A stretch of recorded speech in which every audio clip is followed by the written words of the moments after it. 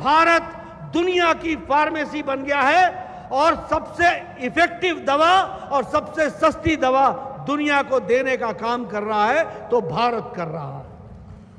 ಬಂಧುಗಳೇ, ನಿಮ್ಮೆಲ್ಲರಿಗೂ ಗೊತ್ತಿದೆ, ಕಾಂಗ್ರೆಸ್ ಪಕ್ಷ ಅಂತಂದ್ರೆ ಅದು ವಂಶಾಡಳಿತ, ಕಾಂಗ್ರೆಸ್ ಪಕ್ಷ ಅಂತಂದ್ರೆ ಅದು ಒಡೆದು ಆಳುವ ನೀತಿ, ಕಾಂಗ್ರೆಸ್ ಪಕ್ಷ ಅಂತಂದ್ರೆ ಅದು ತುಷ್ಟೀಕರಣದ ರಾಜಕಾರಣ, ಕಾಂಗ್ರೆಸ್ ಪಕ್ಷ ಅಂತಂದ್ರೆ ಅದು ಭ್ರಷ್ಟಾಚಾರ.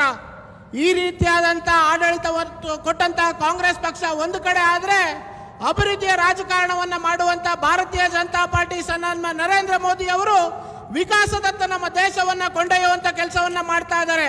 ಅವರು ಪ್ರತಿ ಹಂತದಲ್ಲೂ ಕೂಡ ಸಬ್ಕಾ ಸಾಥ್ ಸಬ್ಕಾ ವಿಕಾಸ್ ಅನ್ನುವಂತ ಮೂಲ ಮಂತ್ರವನ್ನ ಹೇಳುವಂತ ಕೆಲಸವನ್ನ ಮಾಡಿದ್ದಾರೆ. ಅವರು ಹೇಳಿರುವಂತ ದಾರಿಯಲ್ಲಿ ನಮ್ಮ ಕರ್ನಾಟಕದ ಭಾರತೀಯ ಜನತಾ ಪಾರ್ಟಿ ಸರ್ಕಾರ ನಡೀತಾ ಇದೆ. ಇವತ್ತು ಭಾರತದಲ್ಲಿ ಎಲ್ಲ ರಂಗದಲ್ಲೂ ಕೂಡ ನಾವು ಮುಂದೆ ಬಂದಿದ್ದೇವೆ. ನಾವು ಮೊಬೈಲ್ ಮ್ಯಾನುಫ್ಯಾಕ್ಚರಿಂಗ್ ಆಗಿರ್ಬೋದು, ಫಾರ್ಮಾಸ್ಯೂಟಿಕಲ್ ಕಂಪನಿಗಳಲ್ಲಿ ಆಗ್ತಾ ಇರುವಂತ ಬೆಳವಣಿಗೆ ಆಗಿರ್ಬೋದು, ನಾವು ಮಾಡ್ತಾ ಇರುವಂತ ಹೊಸ ಹೊಸ ಕಾರ್ಖಾನೆಗಳಿರ್ಬೋದು, ಎಲ್ಲ ಹಂತದಲ್ಲೂ ಕೂಡ ಇವತ್ತು ಭಾರತ ವಿಶ್ವದ ಅತಿ ವೇಗದಲ್ಲಿ ಬೆಳೀತಾ ಇರುವಂತಹದ್ದು ಪ್ರಗತಿಯನ್ನ ಸಾಧಿಸುವಂತ ದೇಶ ಆಗಿದೆ. मित्रों, कर्नाटक में या भारत में हमारी सरकार है जो सबका साथ के विषय को लेकर गांव, गरीब, वंचित, पीड़ित, शोषित, दलित, महिला, युवा, किसान सबकी चिंता करने वाला अगर है तो वो भारतीय जनता पार्टी की सरकारें हैं। और फिर मैं कहने के लिए नहीं कह रहा हूं, आप बताइए, जब मैं गरीब की बात करता हूं, आज भारत अति गरीबी में 1% से नीचे आ गया है, 1% से नीचे। क्यों? क्योंकि नरेंद्र मोदी जी ने और बसवराज बोम्मई जी ने, येडियुरप्पा जी ने 80 करोड़ की जनता को 5 किलो गेहूं या 5 किलो चावल, 1 किलो दाल हर महीने देने का तय किया है 80 करोड़ की जनता को। अगर हम गरीब की बात करें तो प्रधानमंत्री आवास योजना में 3 करोड़ 60 लाख मकान बन रहे हैं और इसी तरीके से लगभग 70 लाख के आसपास मकान कर्नाटक में बन रहे हैं। अगर मैं जल जीवन मिशन की बात करूं तो 8 करोड़ से ज्यादा जल जीवन मिशन में नल घर, हर घर जल, इसकी व्यवस्था हो रही है और कर्नाटक भी इसमें पीछे नहीं है। अगर मैं स्वच्छता की बात करूं तो हमारी बहनों को इज्जत देने के लिए 12 करोड़ इज्जत घर बना करके महिलाओं का सशक्तिकरण किया गया है। अगर मैं उज्ज्वला योजना की बात करूं तो 11 करोड़ गैस के सिलेंडर देकर के उनको सशक्तिकरण करने का काम किया है। अगर मैं उजाला योजना की बात करूं, सौभाग्य योजना की बात करूं, तो यह देश 18,000 गांव बगैर बिजली के थे, without electricity. Today Karnataka is 100% electrified, 24/7 आज यहां पर बिजली मिल रही है। यह परिवर्तन की कहानी है और 2.5 करोड़ घरों को बिजली दी गई है। और इसी तरीके से आयुष्मान भारत के माध्यम से 50 करोड़ लोगों को, यानी 40% of Indian population is getting a health coverage, उसको स्वास्थ्य का कवरेज मिल रहा है 5 लाख रुपए सालाना, मोदी जी का और फिर बोम्मई साहब का अलग से मिल रहा है। यह हमको समझना चाहिए।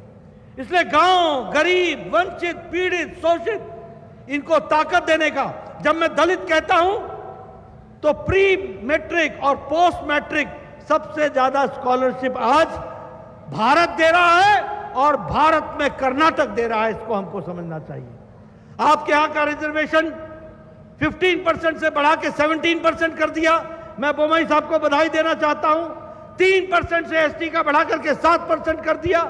मैं इसके लिए भी बोम्मई साहब को बधाई देना चाहता हूं। इसलिए नई विकास की कहानी, और सबसे बड़ी बात यह है कि चाहे येडियुरप्पा जी हो, चाहे बोम्मई जी हो, चाहे सीटी रवि हो, चाहे आर अशोक हो, चाहे हमारे बसवराज हो, हमारे कोई भी नेता हो, चाहे हमारे राजेश हो, सभी छाती ठोक के ये कह सकते हैं कि हमने कर्नाटक की जनता के लिए काम किया है, काम करेंगे और कर्नाटक को आगे ले जाएंगे। ಬಂಧುಗಳೇ, ಭಾರತೀಯ ಜನತಾ ಪಾರ್ಟಿ ಎಲ್ಲ ವರ್ಗದ ಜನರನ್ನ ವಿಶ್ವಾಸಕ್ಕೆ ತಗೊಂಡು ಹೋಗುವಂತ ಕೆಲಸವನ್ನ ಮಾಡ್ತಾ ಇದೆ. ವಿಶೇಷವಾಗಿ SC ST ಹಿಂದುಳಿದ ವರ್ಗಗಳು, ಮಹಿಳೆಯರು ಮತ್ತು ಯುವಕರಿಗೆ ಅನೇಕ ಯೋಜನೆಗಳನ್ನು ಕೊಡೋದ್ರ ಮೂಲಕ ಎಲ್ಲ ವರ್ಗದ ಜನರಿಗೆ ಈ ಸರ್ಕಾರ ಕೆಲಸ ಮಾಡ್ತಾ ಇದೆ. ಇವತ್ತು ಪ್ರಧಾನಮಂತ್ರಿಗಳು ಗರೀಬ್ ಕಲ್ಯಾಣ್ ಅನ್ನ ಯೋಜನೆ ಮೂಲಕ ಸುಮಾರು 80 ಕೋಟಿ ಜನರಿಗೆ 5 kg ಅಕ್ಕಿಯನ್ನು ಕೊಡೋದ್ರ ಮೂಲಕ ಕೊರೋನಾ ಅಂತ ಸಂಕಷ್ಟ ಕಾಲದಲ್ಲಿ ಪ್ರತಿಯೊಬ್ಬರನ್ನು ಕೂಡ ಉಪವಾಸದಿಂದ ಬದುಕು ಪಾರು ಮಾಡುವಂತ ಕೆಲಸವನ್ನ ಮಾಡಿದ್ದಾರೆ. ಇನ್ನು ಕೇಂದ್ರ ಸರ್ಕಾರ ಕೊಟ್ಟಂತ ಅನೇಕ ಯೋಜನೆಗಳಲ್ಲಿ 12 ಕೋಟಿ ಮನೆಗಳಿಗೆ ಶೌಚಾಲಯವನ್ನ ಕೊಡುವಂತ ಕೆಲಸವನ್ನ ಮಾಡಿದ್ದಾರೆ. ಸುಮಾರು 50 ಕೋಟಿ ಜನರಿಗೆ ಆಯುಷ್ಮಾನ್ ಭಾರತ್ ಕಾರ್ಡ್ ಮೂಲಕ ಆರೋಗ್ಯ ವಿಮಾ ಯೋಜನೆಯನ್ನ ಕೊಡುವಂತ ಕೆಲಸವನ್ನ ಮಾಡಿದ್ದಾರೆ. ಸರ್, ನಮ್ಮ ದೇಶದ ಪ್ರತಿಯೊಬ್ಬರಿಗೂ ಕೂಡ ಒಂದಲ್ಲ ಒಂದು ಯೋಜನೆ ಮೂಲಕ ಕೇಂದ್ರ ಸರ್ಕಾರ ಮತ್ತು ರಾಜ್ಯ ಸರ್ಕಾರದ ಸೌಲಭ್ಯಗಳು ಸಿಗುವಂತವನ್ನ ಕೆಲಸವನ್ನ ಮಾಡ್ತಾ ಇದ್ದಾರೆ. ಇವತ್ತು ನಮ್ಮ ಸರ್ಕಾರದ ಎಲ್ಲ ಜನಪ್ರತಿನಿಧಿಗಳು ಜನರ ಹತ್ರ ಹೋಗುವಂತ ಸಂದರ್ಭದಲ್ಲಿ ಎದೆ ತಟ್ಟಿ ಹೇಳಿ ಹೋಗುವಂತ ಸಂದರ್ಭದಲ್ಲಿದ್ದೇವೆ. ನಾವು ಒಳ್ಳೆ ಕೆಲಸವನ್ನ ಮಾಡಿದ್ದೇವೆ, ನಾವು ಜನರಿಗೆ ಕೊಟ್ಟಂತ ಮಾತನ್ನು ಈಡೇರಿಸುವಂತ ಕೆಲಸವನ್ನ ನಾವು ಮಾಡಿದ್ದೇವೆ ಅಂತೇಳಿ ನಮ್ಮ ವೇದಿಕೆ ಮೇಲಿರುವಂತ ಎಲ್ಲ ಚುನಾಯಿತ ಪ್ರತಿನಿಧಿಗಳು ಹೇಳುವಂತದನ್ನ ನಾವು ಮಾಡ್ತಾ ಇದ್ದೇವೆ. मित्रों, मैं यहां आपसे ये भी बताना चाहता हूं कि कर्नाटक सरकार ने देश में अपने आप को बहुत तीव्र गति से आगे बढ़ाया है. और जब मैं कर्नाटक की बात करता हूं तो आपको मैं ये याद दिलाना चाहता हूं कि आज ग्लोबल इन्वेस्टर्स में कर्नाटक में 90 लाख करोड़ रुपए का इन्वेस्टमेंट हो रहा है, 90 लाख करोड़ का. अगर मैं बात करूं कर्नाटक में, तो कर्नाटक फॉरेन डायरेक्ट इन्वेस्टमेंट का नंबर 1 का प्रदेश बन गया है. कर्नाटक, ये भी हमको समझना चाहिए. अगर मैं बात करूं एयरक्राफ्ट में और स्पेसक्राफ्ट में, तो 25%, 25% स्टेट क्राफ्ट में, एयरक्राफ्ट में कर्नाटक की हिस्सेदारी है. और 70% जो एयरक्राफ्ट बन रहा है, 70% वह एयरक्राफ्ट्स और हेलीकॉप्टर्स कर्नाटक में बन रहे हैं. यह भी हमको ध्यान में रखना चाहिए. उसी तरीके से कोंकण रेलवे का 100% इलेक्ट्रिफिकेशन हो रहा है. और उसी तरीके से शिक्षा के क्षेत्र में मुख्यमंत्री रायता विद्या निधि के तहत किसान के बच्चों के साथ साथ बुनकर के बच्चे भी और फिशरमैन को भी उसकी सहायता मिल रही है.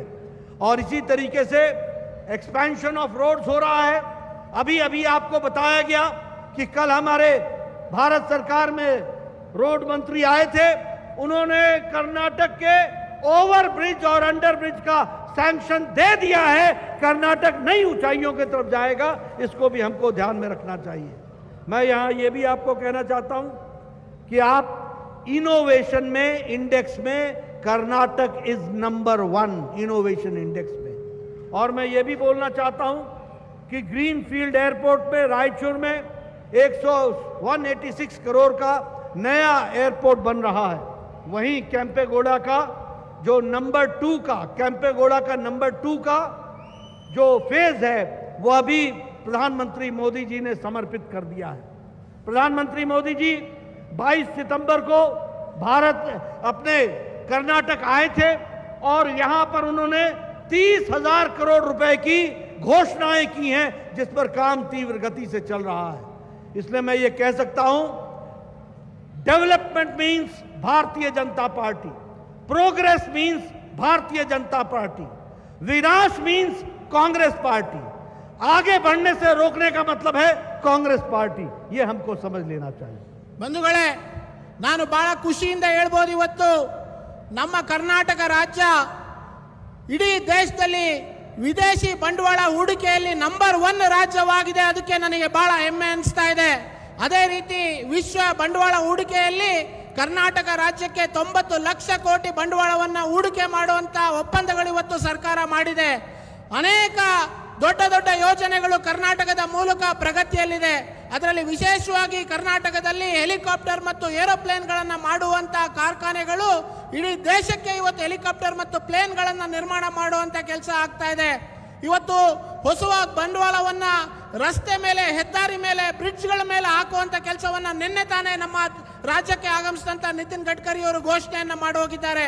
ಸನ್ಮಾನ್ಯ ಪ್ರಧಾನಮಂತ್ರಿಗಳು 30,000 ಕೋಟಿಯಷ್ಟು ಯೋಜನೆಯನ್ನ ಕಳೆದ ಡಿಸೆಂಬರ್ನಲ್ಲಿ ಕರ್ನಾಟಕಕ್ಕೆ ಬಂದಾಗ ಚಂದಂತುರದಲ್ಲಿ ಚಾಲನೆಯನ್ನ ಕೊಟ್ಟಿದ್ದಾರೆ. ಇದರಿಂದ ನಿಮಗೆ ಗೊತ್ತಾಗುತ್ತೆ ಬಿಜೆಪಿ ಅಂತಂದ್ರೆ ಅಭಿವೃದ್ಧಿ, ಕಾಂಗ್ರೆಸ್ ಅಂದ್ರೆ ಅದು ವಿನಾಶ ಅನ್ನುವಂಥದ್ದು ಇದರಿಂದನೇ ನಿಮಗೆ ಗೊತ್ತಾಗುತ್ತೆ. और अगर मैं टुमकुर की बात करूं तो टुमकुर दावनगिरी रेलवे लाइन का भी प्रोग्रेस शुरू हो गया है, उसका भी अप्रूवल मिल गया है. उसी तरीके से 4 लेन जो टुमकुर से लेकर के तिप्पुर तक उसके भी सैंक्शन हमको मिल गई है.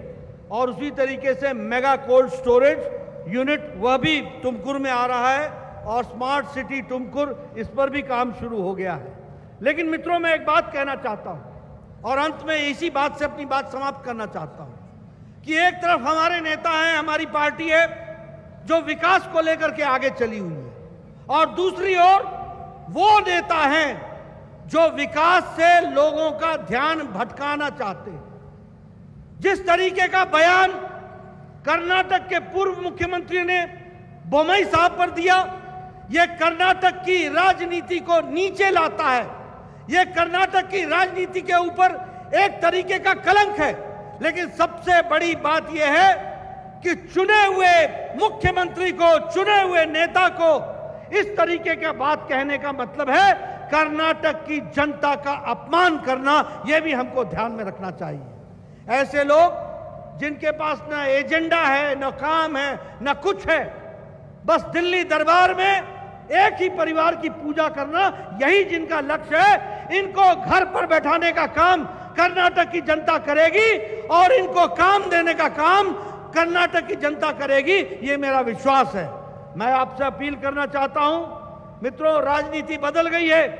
आज वो जमाना चला गया कि लोगों को गुमराह करके आप राजनीति कर लो. अब वो जमाना आ गया है, काम करोगे तो टिकोगे, काम नहीं करोगे तो घर बैठा दिए जाओगे. और इसीलिए कांग्रेस पार्टी को अच्छी तरीके से लोगों ने घर पे बैठा दिया है और उनको घर पर बैठे रहने की प्रेरणा कर्नाटक की जनता हमेशा लेती रहेगी. मैं यह भी कहना चाहता हूं कि ये नेता बौखला गए हैं, बौखला गए हैं. जिस तरीके का ये वक्तव्य दे रहे हैं वो इनके स्तर को बताता है, ये इनके नेतृत्व के स्तर को बताता है. मुझे बड़ा दुख हुआ, एक प्रदेश का मुख्यमंत्री जो मुख्यमंत्री पद पर रहा हो, who has sat on the chief minister's post, he speaks like this. ये कर्नाटक की जनता का अपमान है और ऐसे लोगों को कर्नाटक की जनता सबक सिखाएगी, ये मेरा विश्वास है. मैं इन्हीं शब्दों के साथ अपनी बात समाप्त करता हूं और आपसे निवेदन करता हूं कि मेरी बात आप जनता तक पहुंचाएं, गांव-गांव पहुंचाएं. बहुत बहुत धन्यवाद. जय भारत, जय कर्नाटका.